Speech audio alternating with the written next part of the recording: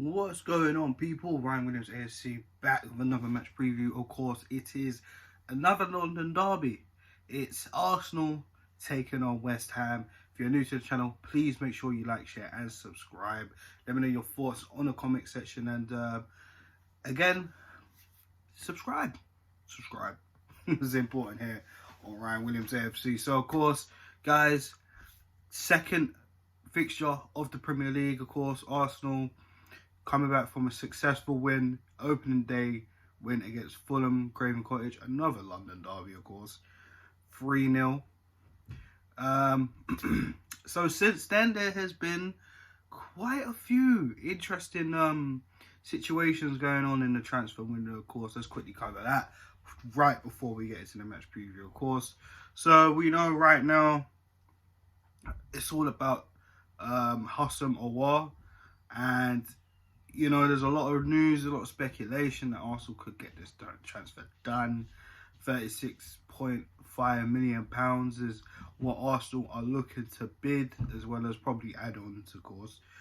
We know that the Lille president has come out and pretty much, I wouldn't say tarnished her, but he's kind of just talking, basically saying that, you know, there's no bid, no nothing. Arsenal might not even have the money, might not even have enough to afford Houssem Aouar for their asking price. But listen, there's 2 weeks left in the transfer window, so this all remains to be seen.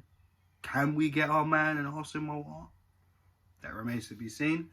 Also, there was news yesterday that Diego Simeone, the Atletico Madrid manager, and Atletico Madrid themselves want Lucas Torreira.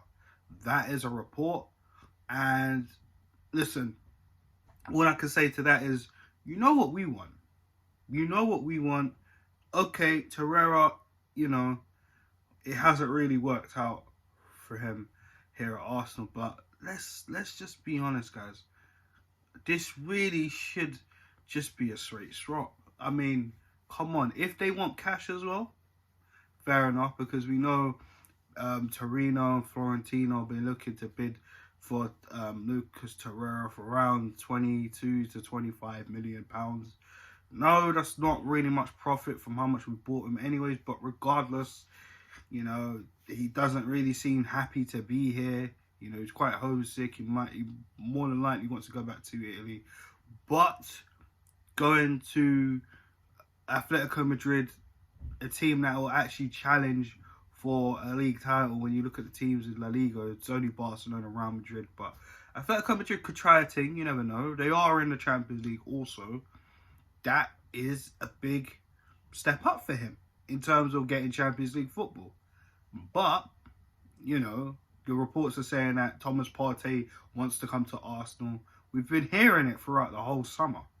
So, and, you know, Atletico Madrid are on this, you know, pay the money, pay the release clause, and already turned down bids plus player. They're not on it. Do you know what I mean? Already told them, Lacazette's already said he's happy to stay at Arsenal. So, which, that's another player that they're interested in. So, they ain't getting no Lacazette. So, they probably are trying to play some hardball here. So, if they want Torreira, you know what it is. It's Partey that we want. So, that's something to be sorted out. But again, that remains to be seen. Of course, the goalkeeping situation. Runnison apparently had a medical yesterday, but that remains to be seen whether the guy's going to be announced. So, of course, stay tuned for that. And also, we're still interested in David Raya from Brentford, that goalkeeper. And Brentford trying to play hardball also. But, again, it remains to be seen. Will we get any of these transfers in? That is the question. There's 2 weeks left of the transfer window. Will we see any of these guys in? Let me know your thoughts in the comment section. Who is most important out of all 4 of those stars? Let me know in the comment section. And let me know who you think we will actually get or who we will miss out on.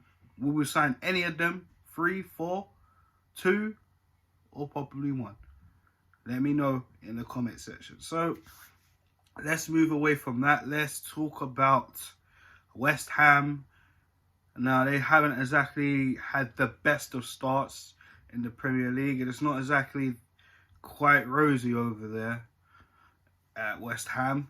Obviously, it's actually quite scary. Of course, their fan base is onto their owners, as I'm not going to start talking about the owners, but let's be real. We should be really on Kroenke's throats. Look at the new stadium that they've done for the Rams. But anyways, let's just keep it football based, all right?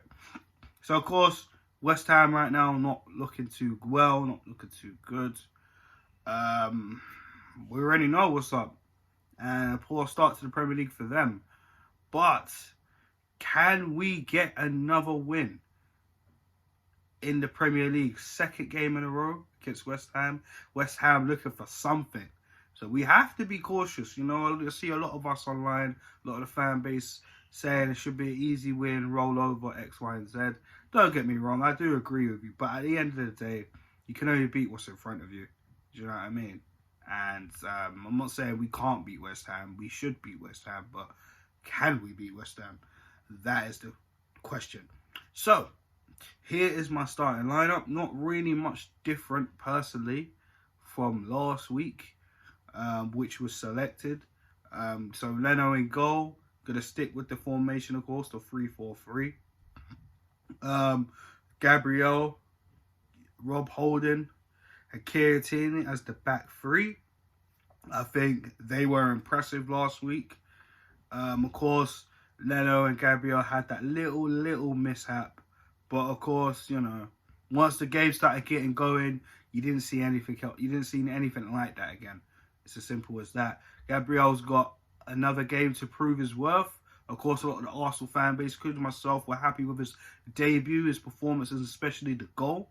Of course, he got man of the match from BT Sport, but again, man, he had a very good game. He had a very, very good game. So there's that.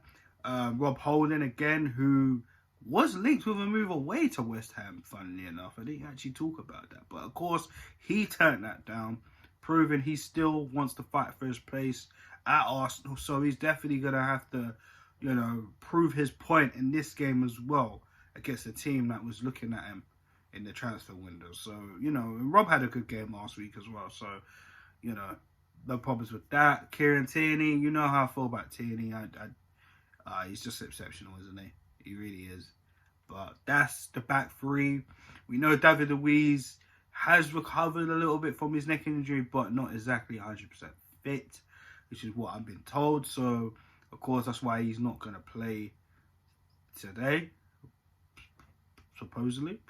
But we'll see, innit? Anything can happen. The midfield, of course. I personally,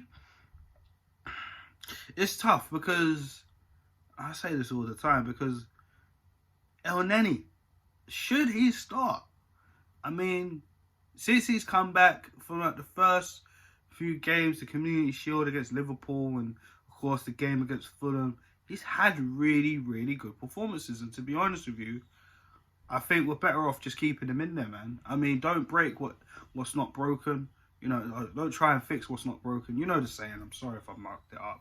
But yeah, I mean, why not? Let's just keep El Neni in there. Xhaka is going to be in there anyways. He did pick up a little niggle at the end of the Fulham game. Not the dead end, but for the Fulham game, and the suppliers had to come on. But to be honest with you guys, I don't think it's enough to keep Granit Xhaka out of the team. So we're probably going to see Xhaka there with El Neni. Of course, the wing backs, Hector Bellerin and Ainsley Maitland-Niles. Yeah, that's pretty much that. And the front three. Now, who do we go with the front three? Because we know Pierre-Emerick Aubameyang, who has signed a new deal, which I didn't get to talk about, of course. Let's quickly touch on that, in fact. That's brilliant news. Now, a lot of us kind of knew it was going to happen. But at the same time, there's just, because it was taking so long and a lot of people had their doubts, which I could kind of understand. I did say in previous videos, I'm starting to get a little bit worried on why it's taken so long. But I still believed it would have got done, and it did. Aubameyang, of course, making the announcement, coming out on Arsenal's official Instagram live account, and actually going live and saying to everybody he signed a new deal. And, he went into details and talking about, how Mikel Arteta has definitely helped him out. Of course, in terms of getting the deal done, he talked about a legacy. And this is so important. And I've discussed this with previous videos. I've discussed this with a few of my friends as well, some of them that don't even support us, and some that do. I said, why is it we don't have many players retire at the club anymore? More so, go down in legendary status. I mean, look, this guy is close to Thierry Henry. He's pretty much an Henry replacement, let's be real. Look how many years ago we lost Thierry Henry. About 14 years ago. Funny that. Anyways, about 14 years ago. It's crazy. 2006, 2007, Thierry Henry left. Do you know what I mean? That was his last season, 2006, if I remember correctly. I'm pretty sure that was. And, I can remember the memories of Henry growing up. Scored very memorable goals. And you look at Aubameyang now, like, he's scoring some memorable goals. You know what I'm saying? Like, I look in this team of Arsenal that's been in transition for so many years, that's been underperforming under managers of Arsene Wenger and Unai Emery especially. I mean, come on, he's been a breath of fresh air, and especially last season. Oh, God, if we didn't have him, where would we be? We all say that, the FA Cup semi-final and final, he pretty much won that hands down. Do you know what I'm saying? Like, Aubameyang is just, like I said, he's everything as close to Thierry Henry. And it's scary because you look at his goal record, he got to 50 goals quicker than Henry and Ian Wright. So again, it just tells you how prolific Pierre-Emerick Aubameyang is. And again, I can't wait for the next couple of years with this guy. It's going to be absolutely sensational, especially if we can get back into the Champions League and, Europa League this season as well. This is like pretty sure it's the fourth season we've been in the Europa League. So hopefully, we can get back to the final and actually win it this time. But yeah, Pierre-Emerick Aubameyang is here to stay. And he's definitely going to start, of course, on that left wing. I expect to see Alexander Lacazette in the middle. Hopefully he can have a really, really, really good season. Of course, he's been playing pretty well against Fulham last week. Do you know what I mean? He's got a lot to prove as well, because a lot of the fan base kind of felt, he should leave. I was in the middle. I just said, listen, if we get a good bid, then I might actually consider it. You know what I'm saying? But at the same time, I mean, he's got to prove himself. He's got to do it this week. So again, Lacazette up top. Now, on the right. Now, what do we do? Because, listen, Pepe was benched last week, of course. Coming on pretty much near towards the 75th minute mark for Willian, who got his debut, and he absolutely played out of his skin. I thought Willian had an excellent game. For me, he was definitely contender for man in the match. Also, if it weren't Gabriel, then I think, personally, Willian could have got that, man. What a debut. Do you know what I'm saying? 2 assists, not 3. 2 assists, like I said in my match review. Setting up Aubameyang for that wonderful goal. And, of course, setting up Gabriel for his debut goal. You know what I'm saying? For the corner. He's going to be vital for us, you know what I mean? I know I'm not getting ahead of myself. I know it's only one game. But like I say, what I mean by vital, again, he's going to be helping the youngsters like Saka, Martinelli. Hell, he even might help Pepe out a little bit, you know what I mean, in terms of adjusting to the league. And we know the type of quality that Pepe has and possesses. But I feel like Pepe just needs to bring it out a little bit more. We saw more of it near towards the end of the season, of course, especially when Arteta came in. But I feel this season, he needs to really start to come out of his shell, and I think Willian can help him do that. But in terms of starting out on that right-hand side, you know what? I'll probably still keep Willian there. I'm not gonna lie. I'll probably keep Willian there. Like I said earlier, if it ain't broken, don't try and fix it. It's as simple as that. So let's go through the team again, guys. Pretty much the same team against Fulham. Leno in goal. 3 at the back with Gabriel, Holden and Tierney. The wing backs is Bellerin and Ainsley Maitland-Niles. Within the centre, we got Granit Xhaka and Mohamed El Neni. And up front, we have Pierre-Emerick Aubameyang, Alexander Lacazette and Willian. So guys, let me know your thoughts on that team and your scoreline predictions in the comment section. Me personally, I'm not going to take West Ham for no mugs. Of course, like I said, you never know what they have. They got Felipe Anderson, who was previously linked with us. So he might have a point to prove. Declan Rice is there. We all know about Declan Rice. Remember when he got the winner against us in the London Stadium a few seasons ago? Not that long ago, to be fair. So he's definitely got a point to prove. And of course, Chelsea apparently eyeing him up. So he's definitely got a point to prove if he wants to move back to Chelsea. But we'll see. Mikel Antonio's dangerous as well. He can be on the counter attack. West Ham got a few players, you know. They do have a few players in it to watch out. But again, you know, we're at home. We have a very good record against West Ham. So 3 points should be there. You know, the games are slowly starting to get tough. We got Leicester in the Carabao Cup after this. And then we got Liverpool in the next Premier League fixture also.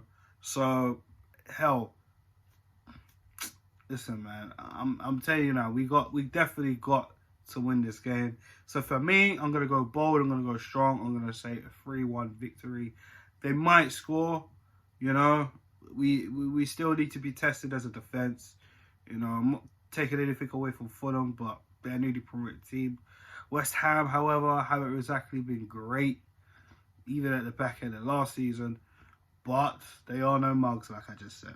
So 3-1 victory there. Let me know your scoreline in the comment section. Please like, share, and subscribe, people. I'd love to hear from you guys in the comment section. Let me know your thoughts. And I'll be back with the match reaction, of course. And Gooners, have a good afternoon. Peace.